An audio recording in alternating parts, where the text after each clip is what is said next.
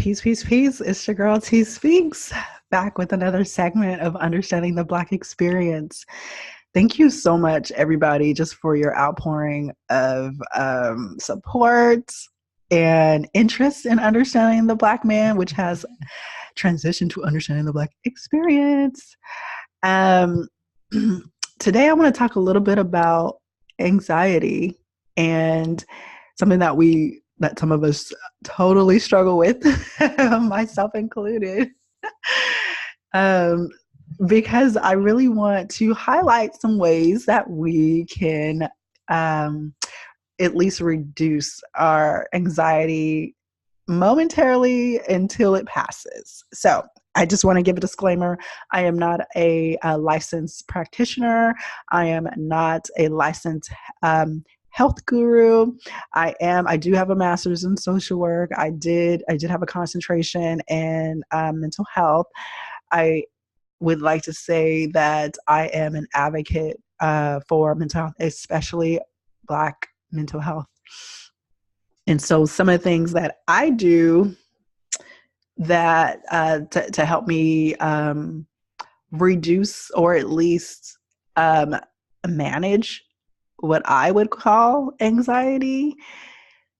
We're going to talk about those today, and it'll be real quick and simple because I have anxiety talking about it. I'm just playing. So I was diagnosed, story time. So I was diagnosed with general anxiety disorder back in 2012. I was at Sac State. I am a single mom. That's anxiety right there, right? And I was just in a hard place mentally. And I just did not know what the flip was going on with me. So a doctor, I saw a psychiatrist, and they diagnosed me with generalized anxiety disorder, meaning I just have it generally across the board. It's not really situational. Some of it could be situational, but most of the time, if I had like a little anxious meter and it was like a temperature thermometer going up and down, most of the time it's like, depending on what I'm doing, it could be up here. And so some of the things you'll notice about T Speaks and or people who grapple with anxiety disorder is highs and lows, avoidance. They avoid conflict. That's me. They haul themselves away. They come out for a little bit, and then they have to retreat and go back into their little hamster corner. That is all me all day, every day. Like, I literally can take about 2 hours of an event before I'm like reeling in my seat. I'm like, oh my God, I'm ready to get up and go. So those are some signs. If you think you may have some type of anxiety, if you're avoiding tasks, if you are overthinking. I'm definitely an overthinker. You guys see me overthinking on the live and the videos all day, every day. You see my little brain, like when I stop and I'm like deer in the headlights, like like that. That's my flipping anxiety. Overthinking. Some of it is culture. This culture that we have where it's like politically correct. Don't say the wrong thing. If you say the wrong thing, you're going to offend the wrong person. And then your whole Facebook is going to just explode with horrible comments. And you're just going to like die a horrible Facebook death. Like, oh, some of that is situational and cultural and community. But a lot of it is just me sometimes overpacking my schedule. That's why I'm an advocate of not doing too much all the time. Like, I do too much. Sometimes I do a lot, but you know what I'm saying? For those who are listening who have anxiety, like, or who think they have anxiety, if you're packing up your schedule, it could be because you have some type of anxiety. So with that being said, that's my personal experience with anxiety, is that I notice when I'm packing a lot into my schedule, it's because I'm afraid to stop for long periods of time. because I have to deal with my thoughts. Um, if you ever walk into a building and you see a lot of people and you start sweating and your heart starts beating fast and you're like, I was just good in the car. I was just chilling in the car, listening to my music, swaying back and forth, having a good day. But as soon as I popped out this car and walked into that building, I'm like, I don't even want to be here anymore and have no reason why. Like there's no evidence that you are in danger, but it's the anxiety that comes out. Um, what else about anxiety? So overthinking, afraid for no reason, avoiding people, avoiding tasks that you know you need to complete, like the laundry and the dishes and the washing of your car and the straightening of your hair, the retwisting of your hair. Did I want to do my hair? No, I did not want to do my hair. But I knew that I needed to do it to present myself appropriately, but I did not want to do it. I toiled about. So the racing thoughts, some things that I do to combat the anxiety. I breathe. We can do it together if you want.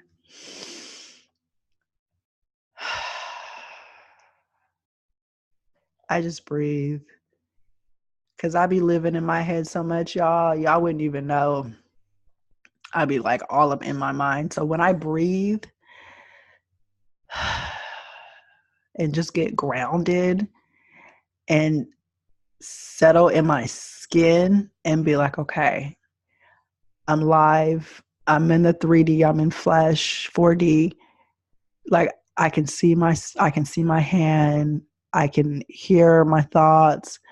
I can hear my heart pumping.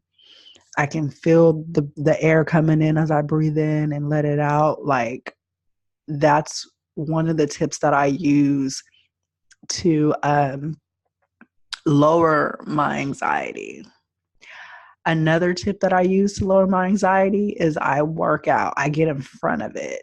How do you get in front of it? You take your little black self to the gym and you work out like a dog. You work out like your children's lives depended on it. And you just go hard. You use it as a game. You use it for power pillage is what you do. And when my anxiety is really high, I'm jumping rope. I'm having fun with it. I'm shadow boxing a pretend person. It's fun. I notice my movements are over exaggerated. I notice that I have this burst of energy. I'm literally running, doing sprints, and I'm literally running off the floor because that's how fast I'm running. And you use the anxiety to your flipping advantage. Which brings me to a sidebar that goes into here. Action kills anxiety.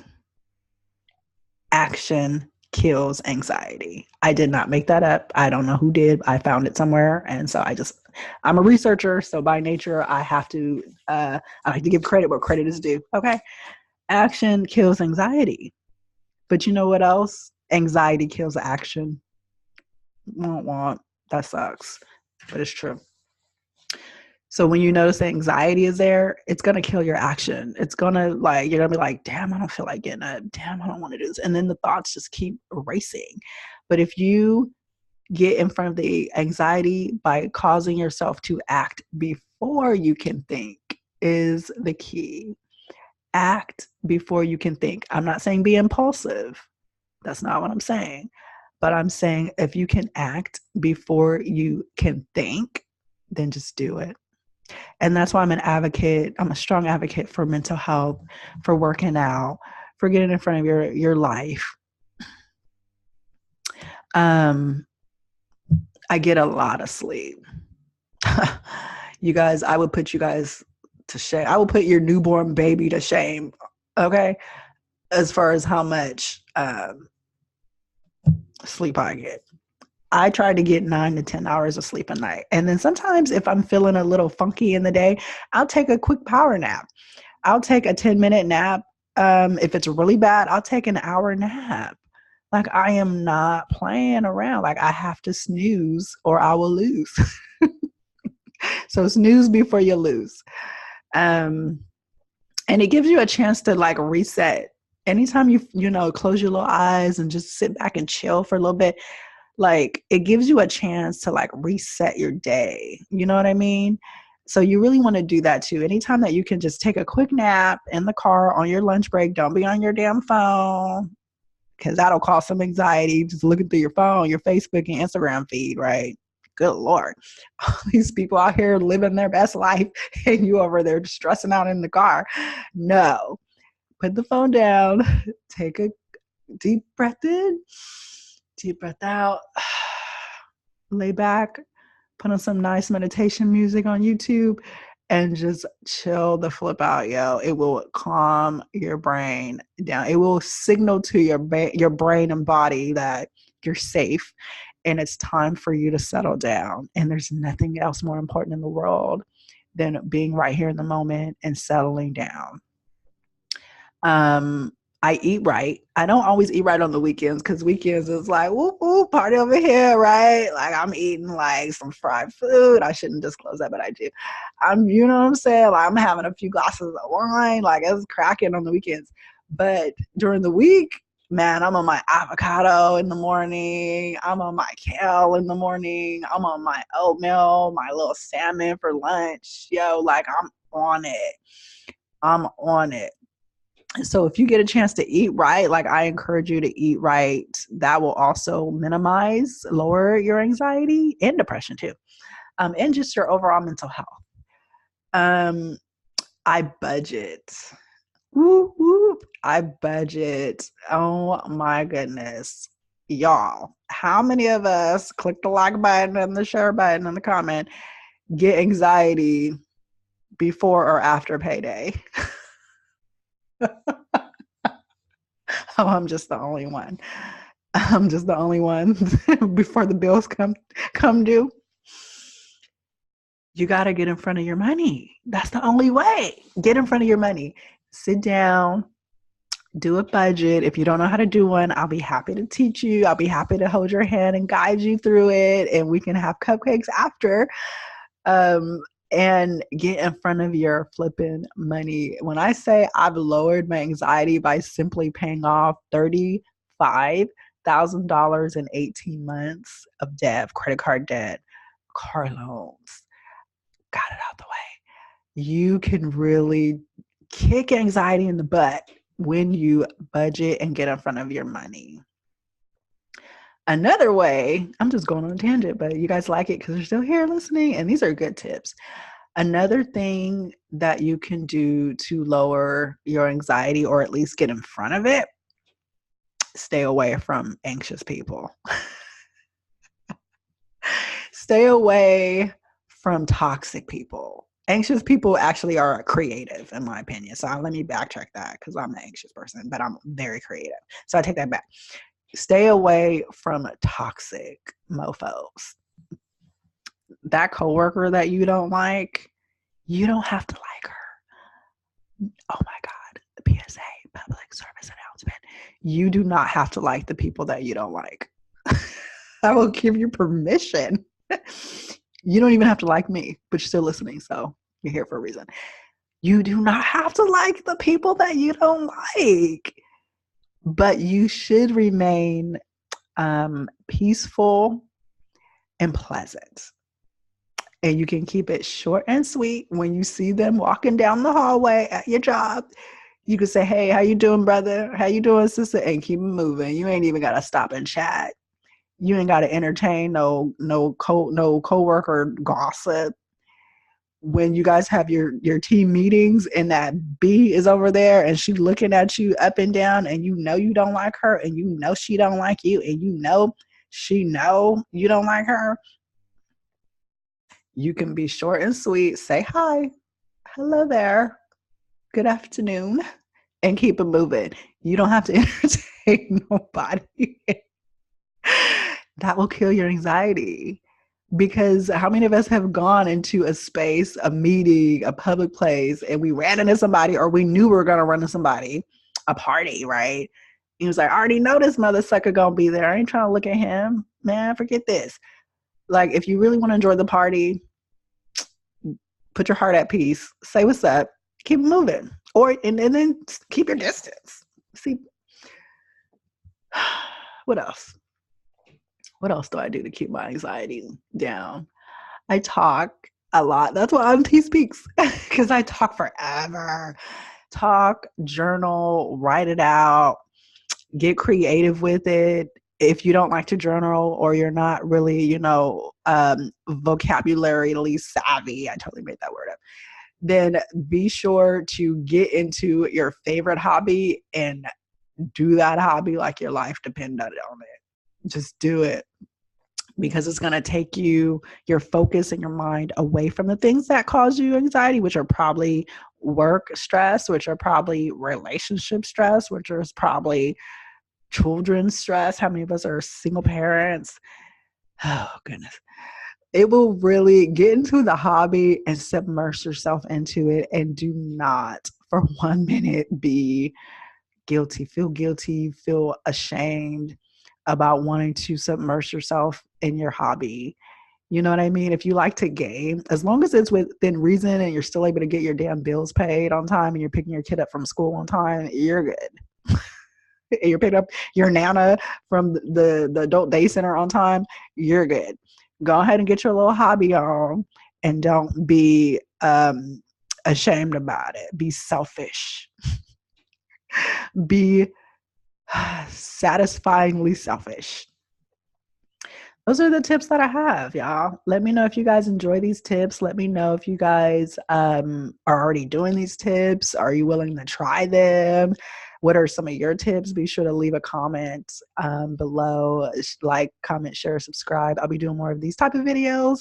Just how to maintain your equilibrium and your sanity through life, and not just day by day, not just big event from big event, but moment to moment. This is what this is about. Understanding the Black experience, get in front of our lives, get in front of our health, get in front of our wealth, get in front of our mental health, our anxiety, our depression, our anything that's, causing us grief. Get in front of our community. That would be another hot topic for another day.